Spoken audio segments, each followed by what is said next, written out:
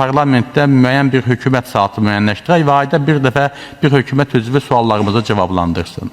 Komitə iclaslarında, plenar iclaslarda hatırə danışmaq və canlı interaktiv sual-cavab etmək mümkün olmur. Suallar və narahatlıqlar da yığılıb qalır. Ayrı-ayrı hökumət üzvlərindən rəhbər şəxslərə ciddi suallarımız yaranır. Deputatın işi yalnız hazır gələn qanunları müzakirə etmək olmamalıdır. Qanunvericiliyin yaradılmasında yaxından iştirak etməliyik və mən etmək istəyirəm. Qanunlar gəlir və göndərən subyekt bəzən dəyişikliklərə qarşı olur. Bunu hiss edirəm, bu müqaviməti, bunu da yol verilməz kimi qəbul edirəm.